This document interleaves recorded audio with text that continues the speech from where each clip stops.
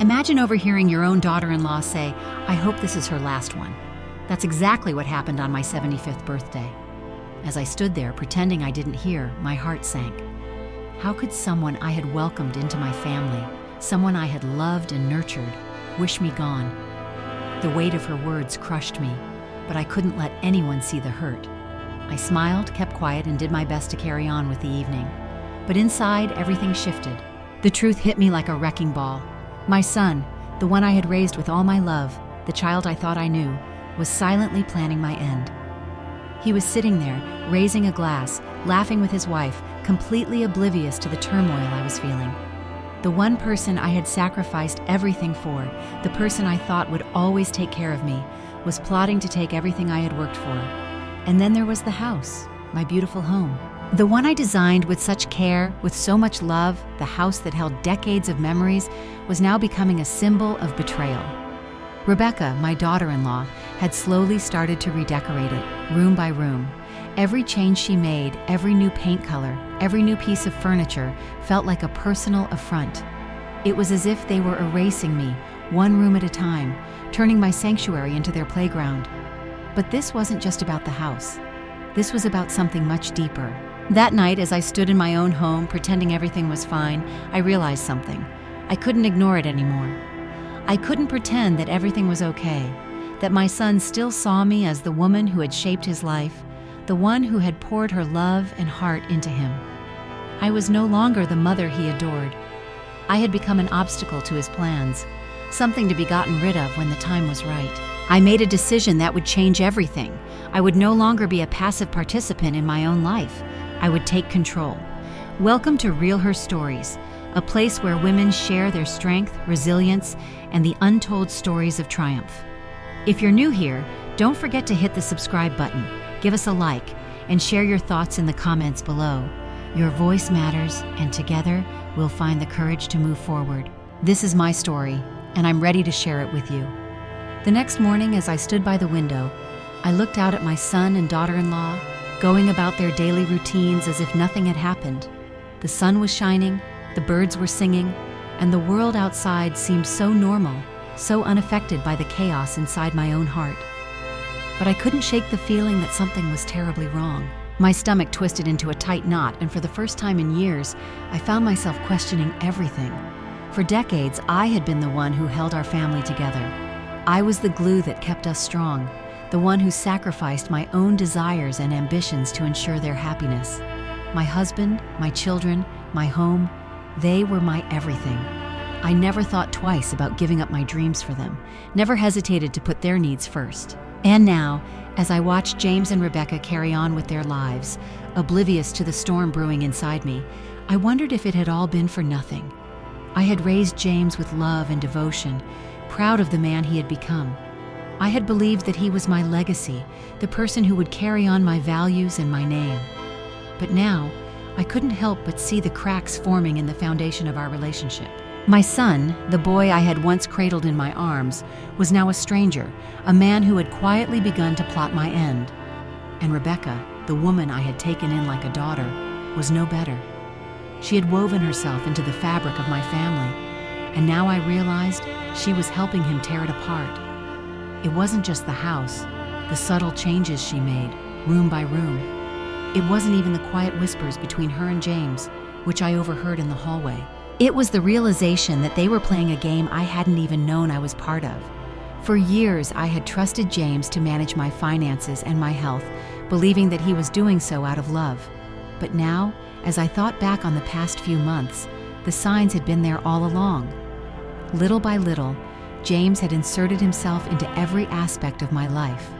First, it was the technology, which I never quite understood, but allowed him to manage for my convenience. Then it was my finances he made sure I handed over the reins, assured that he knew better than I did how to manage my assets. And finally, it was my health. He had insisted I switch doctors, telling me that his friend, Dr. Harrison, would be better equipped to handle my condition. But as I looked back, something didn't add up. The pills he insisted I take, pills that had made me feel weaker and more confused by the day, were beginning to feel like a deliberate attempt to wear me down. I thought I was just getting older, that it was simply the natural progression of age. But as I overheard another conversation between James and Rebecca, I realized that they had been slowly poisoning me, watching me with cold detachment, waiting for the moment when I would finally succumb to the heart failure they had carefully manufactured. The pills were a slow kill, a means to an end, and that end was my wealth, my legacy, everything I had worked so hard to build. It was then that I knew what I had to do. I couldn't sit back and let this happen. I had spent too many years protecting my family, making sure they had everything they needed, only to be betrayed by the very people I trusted most. I had to fight back. I couldn't let them win. I turned to Martha, my housekeeper and friend of 30 years, the woman who had been there for me through everything. She had seen the subtle changes in me, the increasing weakness and confusion that I had chalked up to aging. Martha had always been more than just an employee to me. She was family. So, one morning after the birthday party, I decided to confide in her. "Martha," I whispered, my voice trembling, "I need to tell you something. I think they've been poisoning me." Her eyes widened in shock, but then a look of understanding crossed her face. "I've suspected something for a while, Mrs. Weber," she said softly. "I've noticed the changes in your medication, and I've seen how James has been managing everything. I've been keeping track of it, writing down the dates, the doses. I didn't know how to bring it up before, but now I see it too." The weight of her words hung in the air like a thick fog. I wasn't crazy. This wasn't just my imagination. They were trying to kill me, and they thought I wouldn't notice, that I wouldn't fight back. But they were wrong. Martha and I immediately reached out to Dr. Leonard, my old doctor who had always taken care of me. I hadn't seen him in years, but I knew he would still have the compassion to help. When I met him privately, he confirmed what I feared. I wasn't suffering from heart failure. The symptoms I had been experiencing, tremors, confusion, and weakness, were the result of anticholinergic toxicity. It wasn't natural, it was deliberate. James and Rebecca had been altering my medications, mixing them in a way that would cause my body to slowly deteriorate, all while keeping up the facade that I was simply getting older.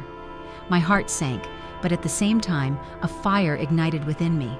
I had spent too long being their pawn, too long being the doting mother who believed in her family's love. It was time to take control. I needed help, and I knew exactly where to turn. Years ago, before all of this, there had been a man who understood me, Victor Morales. He was an architect, someone who shared my vision of creating spaces that could change the world. But it wasn't just his talent that made me reach out to him. It was the bond we had shared.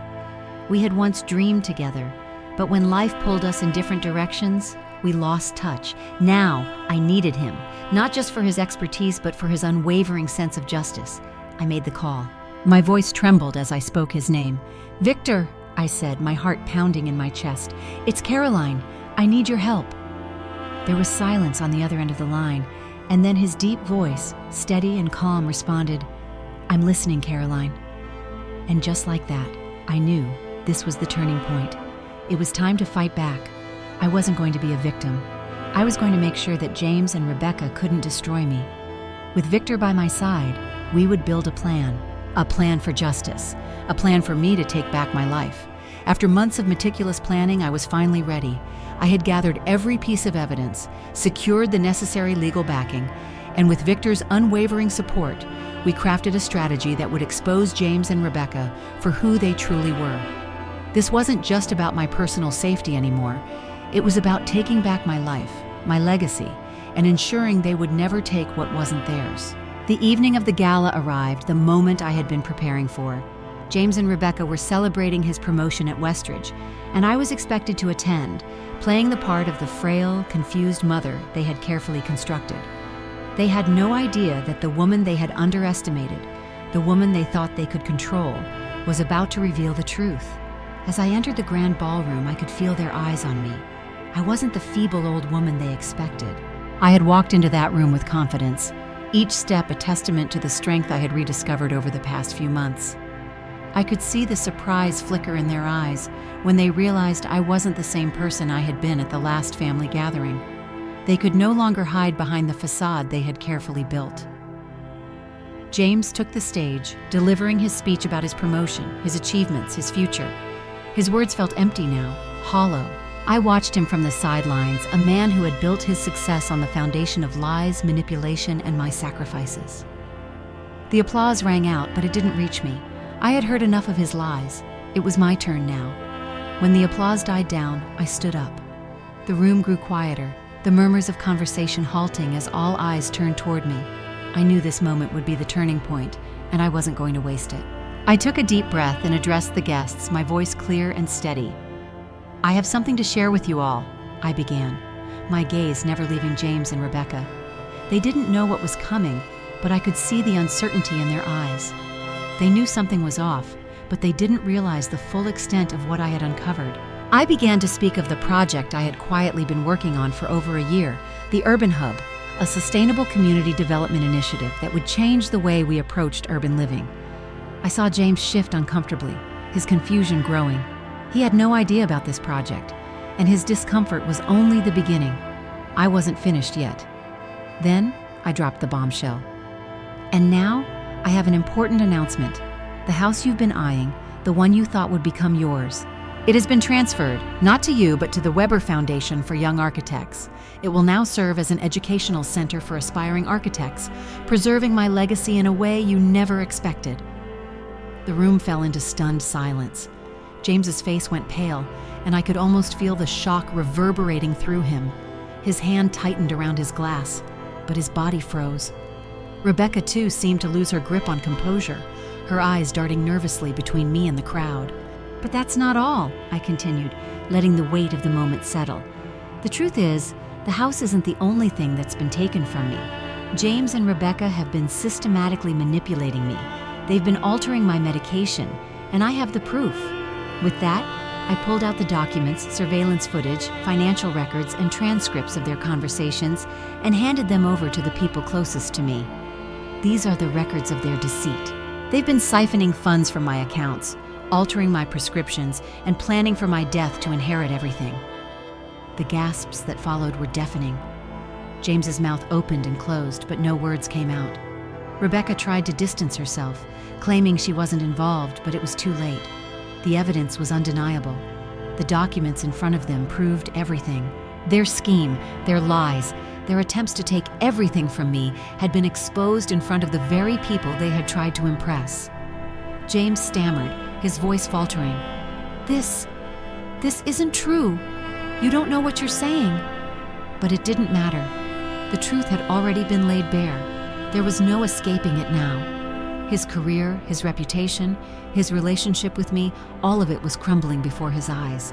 Rebecca, always the opportunist, tried to salvage her own position. "I didn't know, I wasn't involved. James handled everything," she said, her voice shaky. But once again, the evidence contradicted her. The recordings, the documents, the financial transfers, it was all there. I watched as their carefully crafted world came crashing down around them. The room buzzed with whispers, but I remained calm. I wasn't interested in revenge. I wasn't interested in watching them squirm. I had already won. The truth had come out, and with it, the power had shifted. James and Rebecca's downfall had begun, and for the first time in a long time, I felt free. As I sit here now, years later, I realize that what happened was more than just a fight for justice. It was a fight for my dignity, my strength, and my future. I had been weak once, believing that family loyalty and love would always be enough to protect me. But in the face of betrayal, I had to find a strength I didn't know I had. I had to rebuild my life from the ashes of deceit, and in doing so, I found a version of myself that I didn't recognize, but one that I'm proud of. The lessons I've learned along the way are invaluable. First, never let anyone take away your voice, your power, or your worth. No one can dictate your story but you. Not your family, not anyone else. You are the author of your life, and you can rewrite it at any point. Second, even when everything seems lost, you always have the ability to start anew. Age, illness, mistakes, they do not define you. You are never too old, too weak, or too far gone to change your path. If I can do it, so can you. If you've ever felt betrayed, if you've ever wondered if there's a way back from a broken relationship, from illness, or from being manipulated, know this: there's always a way forward. You are not alone. No matter how hard it may seem, you can reclaim your life, your power, and your peace. Thank you so much for listening to my story. If it resonated with you, I would love for you to like, share, and comment below. Tell me your thoughts, and let's keep this conversation going. Remember, we're all in this together, and your story is just as important as mine.